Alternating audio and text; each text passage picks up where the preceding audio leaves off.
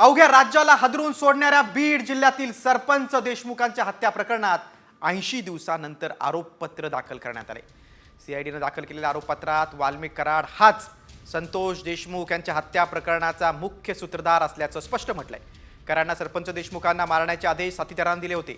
खंडेरी प्रकरण सरपंच आडवा आला तर त्याला कायमचा आडवा करा असं कराडनं घुलेला सांगितलं होतं। त्यानंतर देशमुखांची हत्या झाल्याचं आरोपपत्रात म्हटलंय। त्यामुळे वाल्मिक कराड भोवती आता कारवाईचा फास आवळला गेलाय।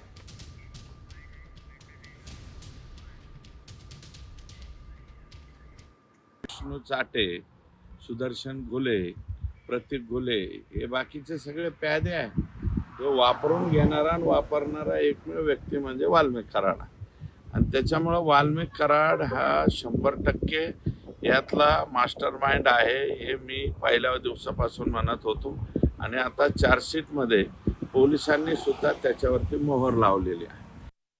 नाही, आम्ही जे सांगत होतो खंडणी आणि खुनातले सगळे आरोपी एकच आहेत ते जे तपासात सिद्ध झालेलं आहे तीच फक्त माहिती समोर आलेली आहे आणि तीच खरी आहे।